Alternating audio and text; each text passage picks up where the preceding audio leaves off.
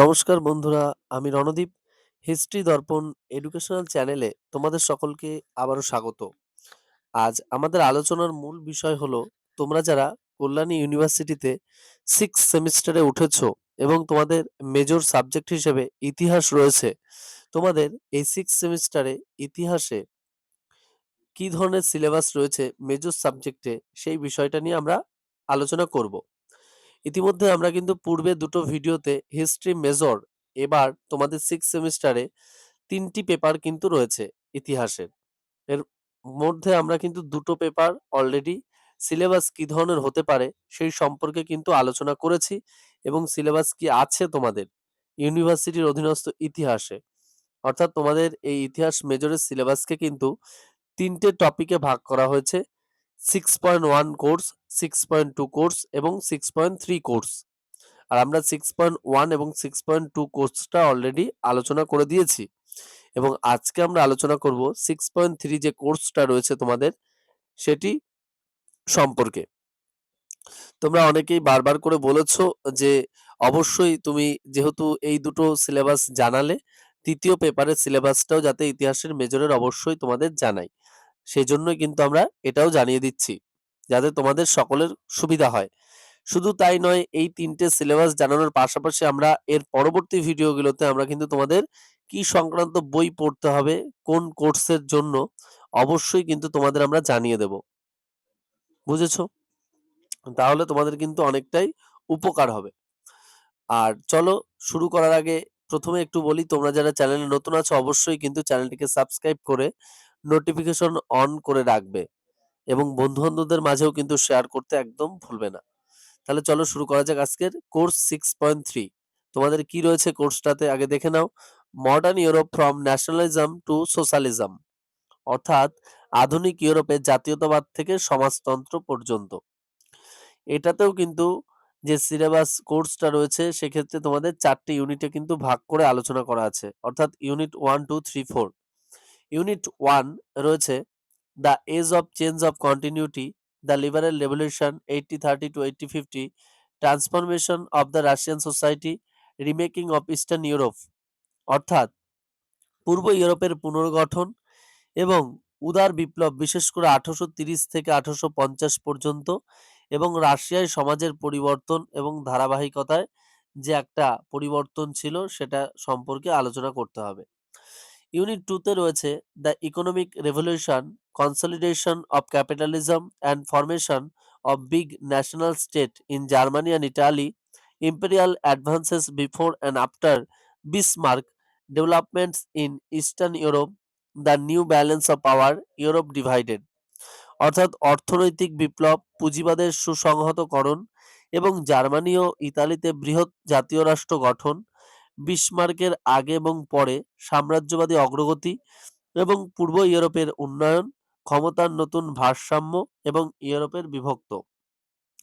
Unit 3 তে রয়েছে তোমাদের politics of democracy, industrial society and it's critics, new concept of welfare state, revolution in medical science, socio political reforms, the new women, art transformed, অর্থাৎ গণতন্ত্রের রাজনীতি, শিল্প, সমাজ এবং এর সমালোচকরা, কল্যাণ রাষ্ট্রের নতুন ধারণা, চিকিৎসা বিজ্ঞানে বিপ্লব, সামাজিক রাজনৈতিক সংস্কার, নতুন নারী এবং শিল্প রূপান্তর, এই বিষয়গুলো কিন্তু রয়েছে।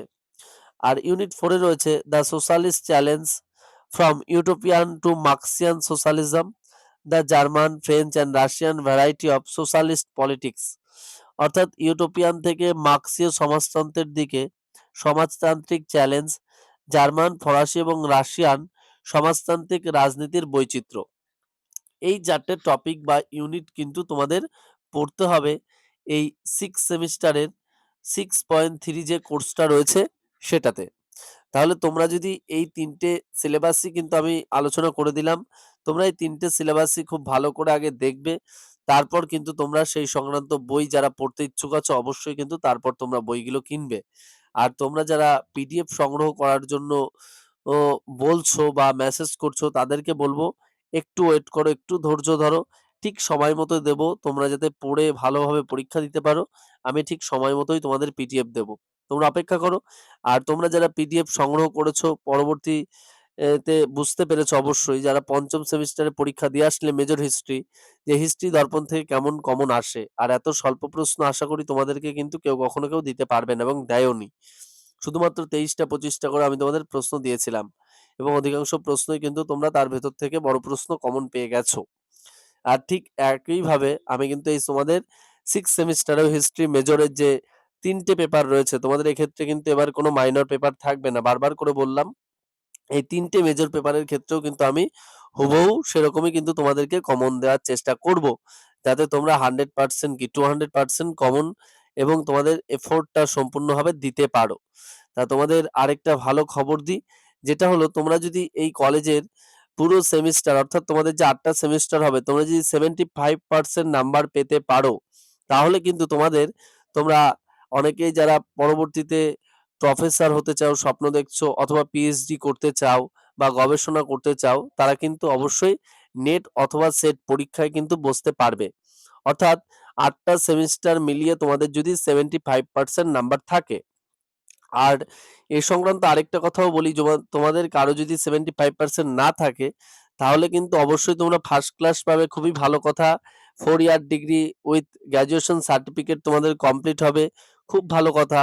কিন্তু তোমাদের কিন্তু আবার ২ বছর এমএ করে তারপর এমএ মানে যখন তোমরা করবে সেই এমএ চলাকালীন কিন্তু তোমাদেরকে তখন নেট সেট পরীক্ষাটা দিতে হবে। কিন্তু এক্ষেত্রে তুমি যদি এই ৮ টা সেমিস্টার অর্থাৎ এই কলেজেই তুমি যদি খুব ভালো করে পড়ে থাকো, তাহলে কিন্তু আর ৩ টে সেমিস্টার তুমি খুব ভালোভাবে নাম্বার পেলে কিন্তু 75% কভার হয়ে যাবে। তাহলে কিন্তু তুমি এই 4th মানে এই ৮ টা সেমিস্টার অর্থাৎ ৪ বছর যে 4 বললাম আমি, ৪ বছর যদি কমপ্লিট করার সাথে, সাথে ৮ টা সেমিস্টার কমপ্লিটের সাথে, সাথে টোটাল নাম্বার তোমাদের 75% অ্যাবাভ থাকে। তোমরা কিন্তু নেট অথবা সেট পরীক্ষায় বসতে পারবে যার যে সাবজেক্টটা রয়েছে সেই সাবজেক্টের উপরেই। তাহলে বুঝতে পারছো? তাহলে অবশ্যই তোমাদের কিন্তু মেজর পেপারটা একটু গুরুত্ব দিও সকলেই। এবং তোমাদের সিলেবাস কিন্তু আমি বলে দিলাম এবং মেজরের কিন্তু এবার তোমাদের ৩ টি পেপার রয়েছে। খুব ভালো করে সবাই পড়বে এবং আশা করি তোমরা খুব ভালো নাম্বারও পাবে। আর তোমরা যারা চ্যানেলে নতুন আছো অবশ্যই কিন্তু চ্যানেলটিকে সাবস্ক্রাইব করো এবং নোটিফিকেশন অন করে রেখো। বন্ধু-বান্ধবদের মাঝেও শেয়ার করতে ভুলো না। আর অন্য কোনো তথ্য সংক্রান্ত যদি জানার কোনো দরকার হয় বা অন্য কোনো বিষয় জানতে চাও কলেজের, অবশ্যই তোমরা কমেন্ট বক্সে কমেন্ট করে জানিও।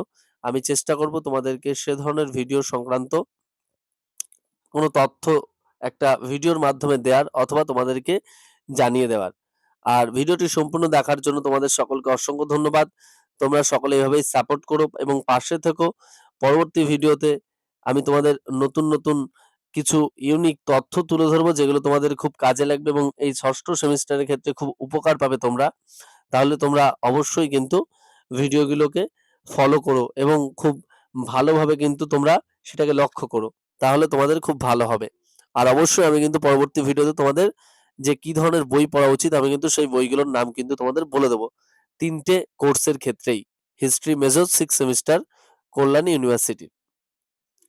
ভিডিওটি সম্পূর্ণ দেখার জন্য তোমাদের সকলকে অসংখ্য ধন্যবাদ। দেখা হচ্ছে পরবর্তী ভিডিওতে। সকলে ভালো থাকবে, সুস্থ থাকবে।